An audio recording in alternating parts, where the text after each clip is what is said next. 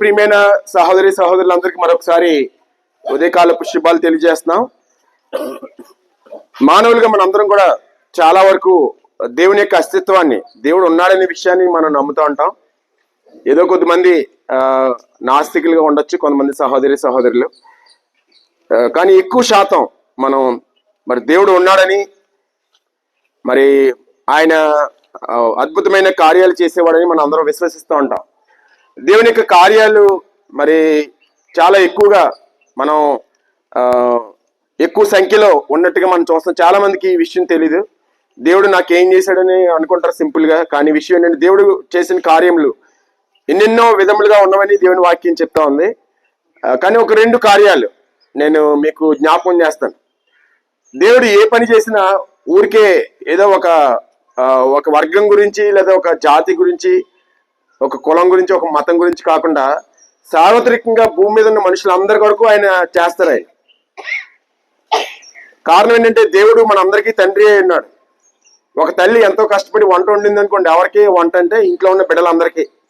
దాంట్లో అమ్మ మాట వినేవాళ్ళు ఉంటారు, వినని వారు ఉంటారు, కష్టపడి చదువుకునేవారు ఉంటారు, కష్టపడి చదవకుండా మరి తిరిగే వాళ్ళు కూడా ఉంటారు. అందరినీ ఒకే రీతిగా ప్రేమించి అందరి వరకు ఆ యొక్క తల్లి వంట సిద్ధం చేస్తుంది. అలాగే తండ్రి కష్టపడి కష్టార్జితం ఎవరికంటే ఇంట్లో మరి తన కన్నబిడ్డలందరికీ. అలాగే దేవుడు ఏ పని చేసినా ఆ పని ద్వారా కలిగే ఫలితం ఎవరికంటే భూమి మీద ఉన్న మనుషులందరికీ. అందుకొరకే దేవుడు చేసిన కార్యాల్లో ఒక ఉన్నతమైన కార్యం సృష్టి కార్యం. ఏంటి ఈ సృష్టి కార్యం అంటే, మరి ఈ సృష్టి కార్యం ఎవరి గురించి అంటే అందరి గురించి. మన కాళ్ళ కింద ఉన్న భూమి, మన పైన గొడుగ్గా ఉన్న ఆకాశము, మన పీలుస్తున్న గాలి, అలాగే మన మీద ఉదయిస్తున్న సూర్యుడు, మన మీద పడుతున్న వర్షము, ఏమంటే మన చుట్టూ ఉన్న ఈ ప్రకృతి, ఇదంతా ఎవరి గురించి అంటే ఒక కులం గురించి, ఒక మతం గురించి కాదు. ప్రపంచంలో ఉన్న మనుషులందరి కొరకు వీటిని ప్రభు కలిగజేశాడు. మనకు కావాల్సిన ఆహారము, మనకు కావాల్సిన ఆరోగ్యము, అలాగే మనకు కావాల్సిన ఆస్తి, ఇవన్నీ కూడా ఈ సృష్టిలో దేవుడు పెట్టాడు. కాబట్టి ఈ మాటలు వెంటనే ప్రియమైన సహోదరులరా, మనందరం ఆయన సృష్టి కార్యాన్ని అనుభవిస్తున్నాం. ఆయన ఇస్తున్న గాలిని మనం పీల్చుకుంటున్నాం, ఆయన ఇస్తున్న నీరు మనం త్రాగుతున్నాం, ఆయన ఇస్తున్న ఆహారాన్ని మనం భుజిస్తున్నాం, ఆయన ఇచ్చిన ఆస్తిని మనం ఈ లోకంలో అనుభవిస్తున్నాం. మంచిది, సంతోషమే. కానీ మరి అదే దేవుడు, ఏ దేవుడైతే ఈ సృష్టి కార్యాన్ని చేశారో దేవుని వాక్యం చెప్తుంది యోహాను సువార్తలో మొట్టమొదటి అధ్యాయంలో మీరు గమనిస్తే, కలిగినదేది ఆయన లేకుండా కలగలేదు, సమస్తమును ఆయన ద్వారాను ఆయన మూలంగాను కలిగిన రాయబడింది. అలాగే భూమిని, ఆకాశమును, సముద్రమును, అందరి సమస్తమును సృజించిన జీవము గల దేవుడు అని రాయబడింది. కాబట్టి దేవుడు అంటే ఆయన చేసిన కార్యంలో మరి చాలా ఉన్నతమైన కార్యం. మొట్టమొదటి ఏంటంటే సృష్టి కార్యం. ఈ సృష్టి కార్యం మనం ఉన్నాం. అలాగే మన తల్లి గర్భంలో మనం రూపించిన వాడు ఆయనే. ఈ రోజున మరి 6 అడుగులు మనుషులుగా లేదా 5, 6 మధ్యలో ఉండి మనం ఈ లోకంలో జీవిస్తున్నాం. మరి మనల్ని కలుగు చేసిన వాడు, తల్లి గర్భంలో మనం రూపించినటువంటి వాడు, మనకు అవయవ నిర్మాణం చేసినటువంటి వాడు ఆయనే. కాబట్టి ఈ విధంగా మనకి జన్మనిచ్చింది కూడా ఆయనే. మన ఏ వర్గానికి చెందిన, ఏ జాతి, ఏ మతానికి చెందినప్పటికి కూడా దేవుడే మనల్ని అందరినీ పుట్టించాడు. అందుకని భక్తులు ఏమన్నారంటే, ఆయనే మనల్ని పుట్టించను, మనం ఆయన వారము, ఆయన మేపు గొర్రెలమని భక్తుడు సెలవిచ్చాడు. కాబట్టి ఈ మాటలు ఏంటంటే ప్రియమైన సహోదరులరా, ఈ సృష్టి కార్యంలో మనందరం కూడా మరి సంతోషిస్తా ఉన్నాం. సృష్టి కార్యంలో మనందరం జీవిస్తున్నాం. కానీ విషయం ఏంటంటే, మన ఈ సృష్టి కార్యంలో కొద్ది కాలమే మనం ఉంటాం.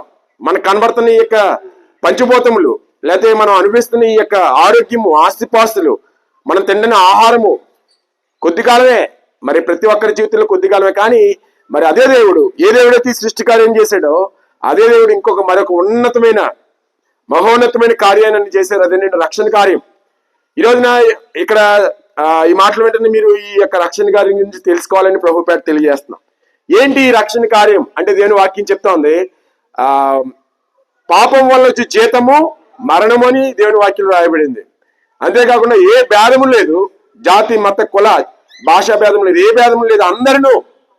అందరూ అన్ని వయసుల వారు, అన్ని ప్రాంతాల వారు అందరూ పాపం చేసి దేవుడు అనుగ్రహించి మహిమను పొందలేకపోతున్నారు.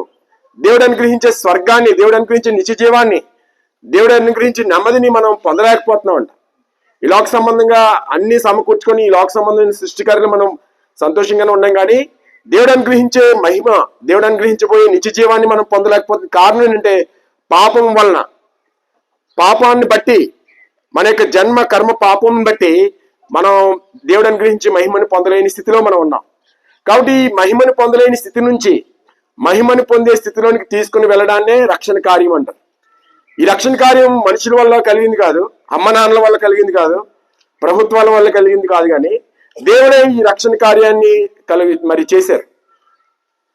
కాబట్టి ఈ మాటలు వెంటనే ప్రియమైన సహోదరులు, ఈ పాపం ఎలాంటిదంటే మనకి అశాంతిని, భయాన్ని, ఆందోళన, అభద్రతా భావాన్ని, ద్వేషము, అసూయ, పగ, ఈర్ష్య, కక్ష, ఇంకా చెడు చూపులు, చెడు ఆలోచనలు, రకరకాల మరి స్థితిలోనికి పాపం మనల్ని తీసుకుని వెళ్ళిపోద్ది. పాపం చేయి ప్రతివాడు పాపమునకు దాసుడు అని దేవుని వాక్యంలో చెప్పబడింది. కాబట్టి ఈ మాటలు వెంటనే ప్రియమైన సహోదరులరా, మరి ఇటువంటి పాపం యొక్క స్థితిలో నుండి, పాపం వల్ల కలిగే పర్యవసానాల చేత పీడించబడుతున్న మానవాళిని రక్షించడానికి దేవుడు చేసిన కార్యాన్నే రక్షణ కార్యం అంటారు. ఈ రక్షణ కార్యంలో ఆయన చేసిన పని ఏంటంటే, ఈ పాపమునకు విరుగుడుగా, పాపమునకు ప్రాయశ్చిత్తంగా తన యొక్క రక్తాన్ని చిందించడానికి యేసు ప్రభు వారు ఈ లోకంలోనికి మానవుడిగా ఎత్తించారు. యేసు రక్తము ప్రతి పాపము నుండి మనల్ని కడిగి పవిత్రంగా చేయని రాయబడింది. రక్తము చిందింపబడకుండా పాప క్షమాపణ కలగదని చెప్పబడింది. సర్వపాప పరిహారం రక్తపోక్షణ ఆవశ్యకం, తద్రక్తం పరమాత్మైన పుణ్యదానం బలియాగమని రాయబడింది. కాబట్టి ఎన్నిటి యొక్క మాటలకి సారం ఏంటంటే, ఒక మనిషిని పాపం నుండి విడిపించి తప్పించే శక్తి కేవలము దేవుని యొక్క రక్తమునకు మాత్రమే ఉంది. పశువుల యొక్క, పక్షుల యొక్క రక్తము మనల్ని విమోచింపలేదు, కానీ దేవుని రక్తము, మరి దేవుడు ఆత్మస్వరూపి, ఆయన రక్త మాంసములు లేనటువంటి వాడు. అటువంటి దేవుని రక్తము ఎలాగూ మనకి లభ్యమవుద్ది అంటే, దేవుని వాక్యం చెప్తా ఉంది, మరి ఆ దేవుడు, ఏ దేవుడైతే ఆది నుండి ఉన్నాడు ఆ దేవుడు మరి శరీరధారి రక్త మాంసములు ధరించుకొని నీ కొరకు నా కొరకు ఈ లోకంలోనికి ఎత్తించారు. ఈ రక్షణ కార్యం చేయడానికి దేవుడు తను తాను తగ్గించుకొని మానవ ఆకారాన్ని ధరించి ఈ లోకంలోనికి వచ్చారు.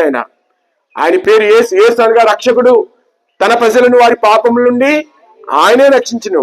కాబట్టి ఈ మాటలు వెంటనే ప్రియమైన సహోదరులరా, యేసుక్రీస్తు ప్రభు వారు మతస్థాపకుడు కాదు, యేసుక్రీస్తు ప్రభు వారు మానవ రక్షకుడు. ఆయన మనందరినీ కూడా పాపపు స్థితి నుంచి రక్షించడానికి, రక్షణ కార్యం చేయడానికి వచ్చారు. ఈ రక్షణ కార్యం ఎవరి గురించి అంటే అందరి గురించి. ఏ విధంగా సృష్టి కార్యం భూమి మీద ఉన్న ప్రజలందరుగా మనందరం అనుభవిస్తున్నామో, అలాగే ఈ రక్షణ కార్యం కూడా అందరి గురించి ఆయన చేశాడు. అందుకొరకే దేవుని వాక్యాలు చెప్పబడింది, సామాన్యులేమి, సామంతులేమి, ధనికులేమి, దరిద్రులేమి, లోక నివాసులారా నా వైపు చూచి రక్షణ పొందండి. నశించిన దాన్ని వెతికి రక్షించడానికి మనిషి కుమారుడు లోకంలోనికి వచ్చాను. కాబట్టి ఆయన చేసిన కార్యము, సిలువ మీద చేసిన కార్యం అంటే రక్షణ కార్యం. శక్తి లేక చనిపోలేదు, కానీ నీకు నాకు రక్షణను ఇవ్వడానికి, పాపం యొక్క అధికారం నుంచి విడిపించడానికి, పాప క్షమాపణ ఇవ్వడానికి, తద్వారా మనం నిత్య జీవాన్ని పొందుకోవడానికి యేసుక్రీస్తు ప్రభు వారు ఆ కార్యాన్ని చేశారు. అందుకొరకే యోహాను సువార్త 3:16 దేవుడు లోకంను ఎంతో ప్రేమించాను కాగా ఆయన తన అద్వితీయ కుమారునిగా పుట్టినవాని యందు విశ్వాసం ఉంచి ప్రతివాడు అనే దాంట్లో అందరూ ఉన్నాం, నశింపక అనగా నరకానికి పోకుండా నిత్య జీవము అనగా పరలోకము, వైకుంఠము, స్వర్గము వెళ్ళినట్లు ఆయన ఈ లోకంలోనికి వచ్చారు. ఆయన ఈ లోకంలోనికి వచ్చి తన పవిత్రమైన రక్తాన్ని చివరి బొట్టు వరకు మన అందరి వరకు చిందించారు. ఈ విధంగా మానవుల యొక్క మరి పాప క్షమాపణ కొరకై తను తాను తగ్గించుకొని రిక్తునిగా చేసుకుని మానవాకారాన్ని ధరించి ఆయన తన సంపూర్ణమైన రక్తాన్ని మన కొరకు చిందించినటువంటి వారు ఎవరైనా ఉన్నారని ఒకవేళ మన చరిత్రలో వెతికినట్లయితే ఆయన యేసుక్రీస్తు ప్రభు వారు. కాబట్టి ప్రభునందు ప్రియమైన సహోదరులరా, దేవుడు మనల్ని అందరూ ప్రేమిస్తాడు. ఆయన మనందరి కొరకు ఈ సృష్టిని కలిగి చేశాడు. ఈ మొదటి జన్మను దేవుడు మనకు అనుగ్రహించారు. ఇది మొదటి జన్మ, ఈ లోకంలో మనం అడుగు పెట్టాం. అదే దేవుడు ఈ మొదటి జన్మ కాకుండా మరొక జన్మను కూడా మనకి ఇస్తా ఉన్నాడు. దాన్ని రెండవ జన్మ, క్రొత్త జన్మ అని చెప్పబడింది. ఈ క్రొత్త జన్మ చేయడానికి, క్రొత్త జన్మను ఇవ్వడానికి ఆయన చేసిన కార్యం రక్షణ కార్యం. మొదటి జన్మను ఇవ్వడానికి సృష్టి కార్యం జరిగితే, ఈ యొక్క రెండవ జన్మను ఇవ్వడానికి రక్షణ కార్యం జరిగింది. ఎవరైతే యేసుక్రీస్తు ప్రభునందు విశ్వాసం ఇస్తారో వాళ్ళందరూ కూడా ఈ యొక్క రెండవ జన్మ, క్రొత్త జన్మలోనికి వారు వస్తారు. ఒకరు క్రొత్తగా జన్మించితేనే కానీ అతడు దేవుని రాజ్యంను చూడలేడు. కాబట్టి మొదటిసారి జన్మించి ఈ లోకాన్ని మనం చూస్తున్నాం, కానీ రెండవసారి జన్మించడం ద్వారా నిత్య జీవాన్ని చూస్తాం. మరి ఈ రెండవ జన్మను ఇవ్వడానికి యేసు ప్రభు వారు రక్షణ కార్యం జరిగించారు. కొరింథీయులకు రాసిన పత్రిక 5:17 కాగా ఎవడైనను క్రీస్తునందు ఉండేల వాడు నూతన సృష్టి, పాతవి గతించిన ఇదిగో సమస్తమును క్రొత్తవాయని. ఈ రోజున ఆయనలో ఉండడానికి ఆయన మనల్ని పిలుస్తున్నారు. ఆయన నిన్ను నన్ను నూతన సృష్టిగా చేయడానికి ఆయన మన పాపములన్నీ కడిగి శుద్ధీకరించి తన ఆత్మ మనలో ఉంచి మనల్ని నూతన సృష్టిగా చేస్తారు.